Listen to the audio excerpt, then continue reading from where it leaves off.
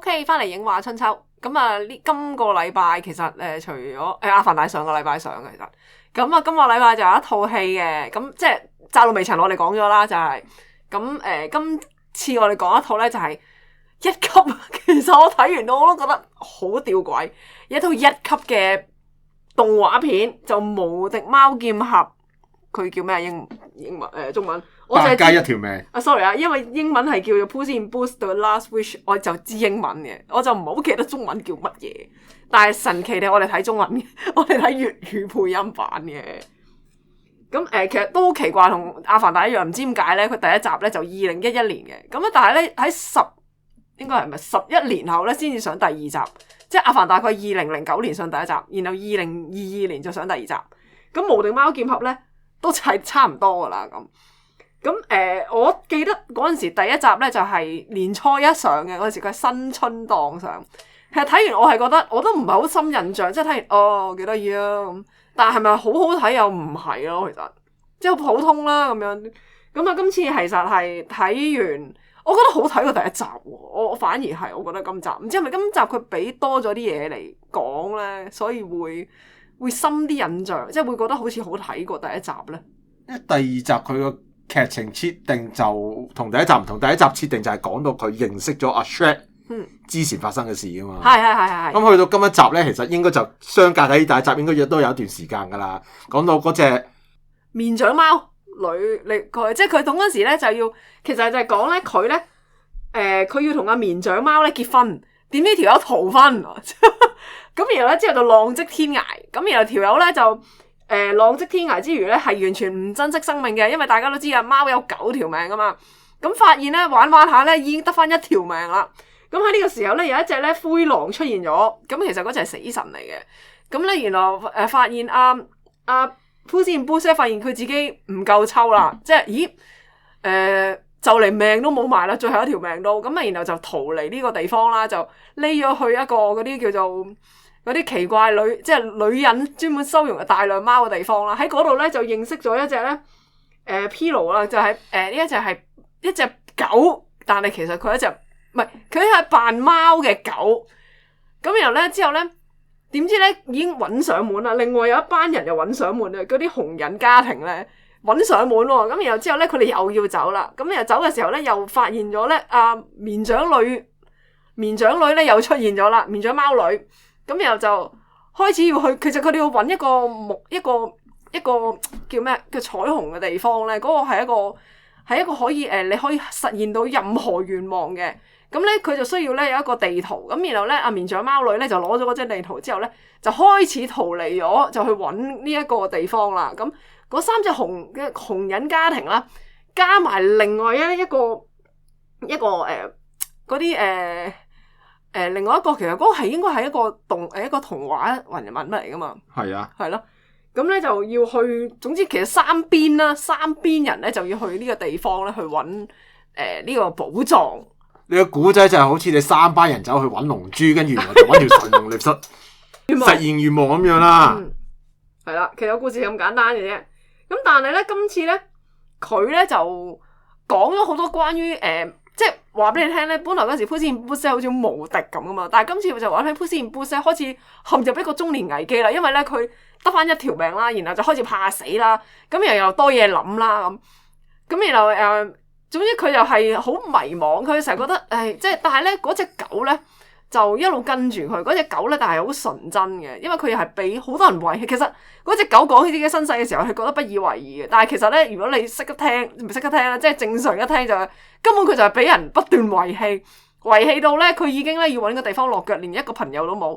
咁但係呢隻狗就好樂觀，就同阿 Puss in Boots 係一個好大嘅對比。Puss in Boots 係不斷推開所有即係朋友啊認識嘅人，但係呢隻狗就唔係嘅，佢係好接納呢啲人咧去做佢朋友。咁其實慢慢就開始感化到咧阿 Puss in Boots 開始剔除佢一啲心魔啊，或者係其實佢開始會接納一啲身邊對佢好嘅人。咁因為阿 Puss in Boots 今次佢佢點解要去揾個寶藏？目的就係因為佢要翻嗰8條命啊嘛，因為佢之後冇晒命啦嘛。咁但係其實嗰8條命係咪真係緊要得過其他人咧？即係其實每一個人都有一個願望嘅，面長女就希望有一個好嘅 partner 對佢，然後嗰個紅人家庭，其實紅人家庭咧係得個嗰個人類嘅女仔咧，希望有一個好即係適合佢嘅家庭。而嗰三個咧Papa in Bear、媽媽 in Bear 咧，其實都係為咗協助佢嘅。咁然後另外一個大奸角咧，其實佢就係要無盡嘅力量去類似統治嘅世界啦。咁但係相反嗰隻狗咧，其實係問佢有咩願望，我冇咩願望，其實我真係個人冇乜嘢嘅，即係隨遇而安咁。即係一個好大嘅對比嘅，其實成個故事呢個位係。咁呢套戲我覺得，即係你頭先講到嗰隻皮靴貓，其實佢嗰個性格其實係有變化噶嘛。咁你相比頭先我哋講阿凡達，我哋大肆批評話嗰啲角色又弱化、煩交啊成。咁但係呢套戲就冇咗一個問題，同埋相反佢真係可以寫到嗰個皮靴貓，其實佢隨住嗰個年紀，其實佢嗰個心態、嗰個心境啊、嗰個性格其實係有個變化喺度嘅。咁我覺得你個劇本其實真係有做嘢嘅咯。我睇史力加咧，即係去到第3、第4、第5集咧，其實我唔記得咗啦已經。我就覺得你技窮啊個劇本咧，即係開始覺得冇變化，咪又係喺度寫緊阿 Shrek 即係又可以闖禍啊，跟住又開始要揾辦法點樣去解決佢自己闖出嚟個禍啊嗰啲嘢咯。即係你會覺得嗰個劇本係你唔會再有一個想繼續追看落去嗰個興趣咯。咁所以去到第5集，其實 Shrek 已經完咗，因為佢都知道個故事就玩得差唔多啦。我都唔記得第5集係講乜噶啦，已經係。我覺得第2集係最精彩嘅。係Puss in Boots 亦都係第2集出場嘅，係。第3集我點解我會有啲印象咧？因為佢玩白雪公，即係玩嗰啲公主，咁我就有少少印象。但第4、第5真係唔記得晒啦，已經睇到咯。咁你去到即係貓劍俠，咁你第1集隔咗咁耐，其實我都好印象模糊啊。印象模糊嘅，因為我都冇時間去 Netflix 睇翻第1集啦。係。反而第2集咧，同埋第1集咧，佢係全部都係一啲動畫啦，即係立體動畫、3D 動畫咁樣噶嘛。但係今集咧，佢個好似好特別喎，佢玩咗幾個唔同嘅畫風喎，反而係佢有啲打交嘅場面咧，嗱，佢真係降咗 frame rate 嘅。你見到佢突然間咧，佢打交嘅場面咧，其實佢變咗一格一格戳開咗。係啊！佢呢個係動畫效果嚟嘅。嗱，咁點解呢一套戲降 frame rate 又 OK， 但係阿凡達降 frame rate 我係捅到佢死咧？諗下點解咯？因為個故事係需要去降 frame rate，其實嗰個係一個好特別嘅表達形式嚟嘅，你唔會覺得佢係為點解佢會突然間降咗咧？其實因為佢展示唔同嘅動畫風格，呢個係唔同我哋啱啱講嗰個咧，點解要降 frame rate 嗰個原因嚟嘅？即係驚啲觀眾睇到隻眼盲啊，驚嗰啲戲院嗰啲設備頂唔順啊，所以要降 frame rate 咁樣啊。係啦，咁啊呢個唔係因為佢要展示唔同嘅動畫風格，反而係活潑過第1集㗎。我覺得佢用嗰個風格係應該係蜘蛛俠動畫嗰個風格嚟嘅，即係佢用咗啲例如話蠟筆嘅筆鋒啊，即係嗰啲風格其實佢係減低咗。即係嗰啲電腦動畫嗰種 CG 味啊，係啊，即係好似我哋睇翻 2D 動畫嗰啲 feel 咧，係咯，2維動畫嗰一種感覺，即係唔係立體動畫咁樣咯。咁多年啲動畫其實即係似乎都冇一邊套咧，其實俾到我哋有一種驚喜嘅感覺。但係呢套就我覺得就有點而好似係個狀態，好似就翻少少啦，係啦，翻少少啦，係啦。咁但係啱啱我咪講話點解套戲1級係有啲奇怪咧？其實我同 Thomas 睇完都話，點解呢個係一級而唔係2A 級咧？因為其實入邊佢都牽涉一啲死亡啊嘛，即係其實真係死嘅喎，佢唔係話好似我哋睇有啲動畫即係話打暈嗰啲咁嘅人喎，佢係真係牽涉到一個死亡，同埋有隻 Big Wolf 出場咧，其實都幾恐怖啊嘛，即係我唔知 Thomas 有冇留意啦，我下面嗰條靚真係喊啦，人哋睇到係，咁媽咪我好驚啊咁我諗死啦，其實即係完全同我係覺得佢係有啲位係幾暴力嘅，即係如果相對於1級嗰個 Ray 嚟講啦，我唔知係咪而家因為佢可能覺得小朋友嗰個接受程度比較高咧，會唔會啊？而家小朋友接受程度，我覺得應該都高咗好多咯。即係你諗下，毀滅之人其實好鬼暴力噶，但係都好多小朋友係真係做嗰啲 cosplay 又成噶。咁我覺得可能係坐喺你前面嗰個小朋友，即係可能真係年紀太細啦，即係可能心靈比較弱啦。我覺得戲院睇其實係唔適宜太細嘅小朋友去睇嘅，一嚟個環境太黑啦，咁可能你3、4歲小朋友係會驚嘅，同埋啲音響有時都係會比較刺耳噶嘛，咁都會嚇親小朋友嘅。咁所以如果一家大細睇，我覺得起碼你讀到小學咯，我覺得可能就會好啲咯，就會即係唔會咁容易就嚇親咯。咁你呢套戲即係除咗有啲場面係比較嗰啲打鬥場面比較激烈之外咧，同埋佢有啲對白咧係佢有啲對白真係會比較粗俗啲嘅，即係我哋睇粵語版咧有一幕咧係直頭嘟噶嘛，係啊，其實你如果你識粗口，你知佢講咩粗口嘅係。咁我覺得嗰個嘟嗰下嘢咧，真係你好似 ERROR 都有好多嘟嗰啲咁嘅場口噶嘛，咁你嗰啲都要 PG 咯，咁係咯。咁你咁樣嘟，咁我覺得一級就似乎比較寬鬆嘅，我覺得係鬆手咗啲，但係我又覺得冇傷大雅，真係啱一家大細入去睇嘅，係開心嘅。其實係當然你有啲場位係有啲大人先至能夠領會得到噶啦，有啲例如就係講阿 Puss in Boots 嗰啲類近中年危機嘅 feel 啊咁樣，即係呢啲大人睇就會有另一番感受咯，小朋友睇就會覺得熱熱鬧鬧啊咁，同埋嗰度紅啤啤屋企咧就充滿即係由嗰個女仔其實由細到大都由嗰隻熊家庭湊養啊湊大佢，咁到個女仔成日嗱啱我哋又係講兒童問題啦，嗱佢呢度有講兒童問題嘅，人類同熊人其實佢係一個唔同嘅範疇嚟噶嘛，兩個係一個唔同物種，咁但係呢個女仔係因為一路都係喺紅啤啤湊大咗佢噶嘛，咁但係熊人家庭其實一路都已經接納咗佢係為一家人，但係呢個女仔其實個心入邊係覺得，我個樣同你哋都唔同嘅，其實我要揾翻我自己屋企人。但係到臨尾佢都係察覺到，其實佢真正嘅屋企人咪就係呢3隻紅啤啤咯。咁係咪唔需要再去強求一啲係唔存在嘅嘢咯？即係其實即係老土咁講，其實就幸福就在旁邊咁。幸福就在旁邊，你未必要揾神龍嘅。係啦，咁呢個又係一啲好簡單嘅意思啦，咁樣，所以又令嗰套戲咧就添加咗一啲咧即係啲家庭意識咧，咁又好似又啱啲小朋友入去睇咁啦。咁講下套戲啲配音啊，因為我哋開頭咧，因為套戲都係有人請我哋去睇啦。咁佢只係得粵語版俾我哋揀啫。咁我哋都有啲擔心嘅，即係你睇嗰個配音嗰個陣容咧，好似嗰班人識講英文，嗰班人似乎係唱歌勁過講嘢咯。唔係啊，佢話有3個咧係根本係英語係佢哋嘅母語，例如衛蘭啦、馮允謙啦同埋湯令山。好似呢3條友講廣東話都係咩咩地嘅喎，咁點粵語配音咧？咁我覺得個配音效果又唔差，我覺得幾好添喎。真係比我哋想象中好。咁啊，當然其實我哋初初諗，喂，貓劍俠你唔會揾啲新人配啦嘛？主角係咪先？佢用翻古明華 ，OK 嘅，真係好 OK 添，一個專業配音員啊嘛係。咁原來啲明星咧只係配一啲 side cast 嘅角色啦，甚至馮允謙咧，其實真係唔講咧，其實你都唔知佢出現過嘅。因為我睇套戲咧，一路我都揾緊究竟咧，即係嗰幾個歌手呢，究竟配邊幾個咧？咁都揾到嘅，即係例如話衛蘭配嗰個角色咧，咁我覺得都 OK 嘅。雖然佢講嘢都係咩咩地啦，啤啤女啊嘛。但係我哋睇嗰個版本咧係有中文字幕嘅，咁所以就你講咩啲係唔緊要嘅，即係我哋都明白你講乜嘢嘅。係啦。咁湯令山就配嗰個杜德松啊嘛，杜德松好啱我覺得。咁我覺得又好啱喎，係即係配個效果又幾好喎。嗰個好卡通化咧，但係你又會覺得好 match 翻阿 Gareth T 嗰個 feel 嘅喎。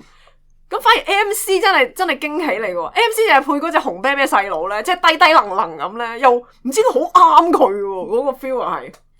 覺得得意，但係你又唔會覺得好煩膠，即係你唔會睇阿凡達嗰幾個仔女咁樣咧。喂，你重複咁多次，我好煩啊咁樣。係啦，呢套戲又冇呢個問題咯。咁因為咧，其實咧呢啲粵語版咧，到最後咧，佢係會 show 翻佢哋啲 name list 出嚟嘅。咁我睇到紅啤啤媽咪咧，就係都係資深配音員陳安瑩配翻嘅。即係其實幾個其餘阿綿長貓都係應該係揾翻第一集嗰幾個配音員啦，即係都係啲資深配音員去做翻啲主要嘅角色。咁呢啲歌手咧，其實都會俾翻啲 side cast 佢哋嘅。咁至少如果真係配得唔好嘅話，破壞力都冇咁強啊嘛。嗱，你啲配音啲效果好唔好，其實都係睇邊個跟班做配音咯。咁呢套我覺得係幾好嘅，即係你睇嗰啲配音咧，即係佢嗰啲嘴型啊，佢數口位其實係準嘅，係即係你唔會覺得即係聲有聲講，個嘴型有嘴型唔夾嗰個情形出現嘅。同埋佢譯咧譯得幾好啊，即係好，佢唔會話亂咁譯。佢真係 match 翻個故事嘅，但係又唔會話咧好離地嗰個 feel 咯，係。咁所以即係如果你話即係一家大細睇套戲嘅話，我覺得係聖誕一個幾好嘅選擇嚟嘅。係，好啊。同埋套戲短啊嘛，90幾分鐘嘛，你唔會隔離嗰套190幾分鐘，跟住你又諗邊個位去廁所啊？喂，其實啱啱我想講，我哋睇《阿凡達》真係好多靚，有都幾多靚仔睇。我覺得靚仔嗰個引去廁所嘅能力都幾強，即係冇乜點去。咁我哋呢啲能力都好強啦，去到現場先至揾啦。我第一次睇直頭係連個 end credit 都出晒先至走啊。哦，咁 end credit 之後冇嘢睇，咁其實就早啲走。係啊，可以早啲走 end credit 係冇嘢睇嘅。佢10幾分鐘嘅個 end credit。係啊，所以可以閃噶啦，大家係。阿貓劍俠個 end credit 之後又冇嘢睇，好似有一下佢就係講一句，哇！你仲留喺度啊咁。咁其實同埋你睇到臨尾咧，你知道咧佢個尾係鋪緊史力加最新嗰一集㗎。我覺得唔好鋪啦，即係除非你真係你喺個構思度，你會有啲新嘅嘢出現咯。即係你好多以前嘅動畫，例如話 Toy Story 去到第4集咧，突然間停咗一段嘅。跟住去到巴斯光年最新套電影，我覺得係似乎係個劇本創作成其實係有個樽頸位喺度咯。唔知啊，其實因為佢哋話咧，好似係真係有史力加最新嘅集，我唔知佢玩乜嘢啦，其實係。咁算啦，我不如睇翻貓劍俠先啦。等佢真係出現嗰一集嗰度，到時先睇下有冇興趣再去望下啦。我哋好啦，咁我哋呢一套貓劍俠講到差唔多啦。咁聖誕啲戲其實我哋都講晒咁滯啦。冇乜睇，因為今年聖誕真係阿凡達壟斷啊嘛。但係就因為個票房就不如人願啦，咁所以就我哋留意到係好多新戲嘅優先場突然間彈晒上嚟啊！係阿史匹堡嗰套《法貝曼》，我覺得幾好睇啊！我覺得即係近年史匹堡嘅作品，其實好多套都拍到，即係我覺得似乎係有點兒悶嘅，係。但係呢一套就真係回勇，真係回勇嘅，我覺得係。即係個劇本雖然都係啲傳統嘅家庭故事咧，但係佢嗰啲人物其實係寫得係幾紮實嘅，係。咁所以其實都有幾幕都幾感動。呢個係咪元旦巨獻啊？29號上啊嘛。29號上畫啊嘛。咁佢跟美國嗰個日子啦。咁佢而家已經放緊啲優先場啦。咁窄路微塵就我覺得，即係如果你睇港產片，即係今年上咗10幾20套港產片，呢套應該都我會排頭3位。係。但係個票房就話麻麻地。係唔好啊，其實。因為啲人以為好慘，其實真係唔慘。因為訪問過阿林森話佢就係唔想寫一個咁慘嘅故事，佢何必要寫啲咁樣嘅啫？佢俾翻個希望人咯，其實係。我第二次我睇午夜場咧，我喺電影中心睇午夜場咧，都有30-40個觀眾嘅啫，又唔算話真係好差嘅。咁希望就儲口碑。啲口碑好啲，吸引到多啲人入場睇啦。因為即係見到之前啲港產片咁好票房，就捉大個 scale，就會咁好啲咯。係啊，我覺得慢慢嚟啦，其實即係可能你去到好似緣分山卡拉咁，去到100萬咁，1000萬咧，其實係即係我覺得係佢係慢慢上噶呢啲戲係，因為佢唔係一啲娛樂大片，一嘢谷個票房谷得好勁。咁其實有一啲嘢係要慢慢煲咯，因為你好似《窄路微塵》，其實而家我哋上網睇佢個口碑，其實真係好多人都讚佢係真係值得入場睇嘅。但係你又唔好話一嘢一放好多間院，咁你就死啦，其實係。因為你好似一放好多間院，全部天地牆嘅，咁亦都係賺價嘅。嘥咗佢。咁佢另外仲有一套給19歲的我就開始就聖誕突然間放多咗好多優先場啦。係啊。咁呢套又係一定要睇。我排第一嘅我係。咁另外仲有 Whitney Houston 有套改編嘅電影啦。係，但係好似又係有優先場。但係嗰個女主角好似醜咗個 Whitney Houston，我覺得有啲濕滯。係，所以呢套都問地水。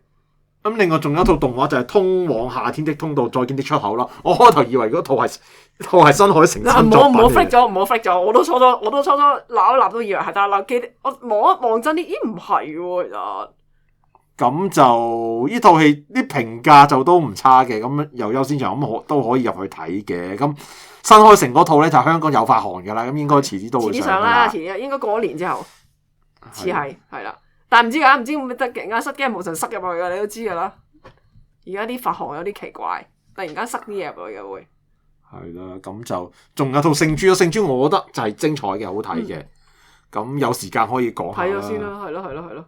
咁好啦，呢個禮拜就差唔多啦。咁啊，下個禮拜啊睇下講邊套啦，我哋好啦，拜拜。拜拜。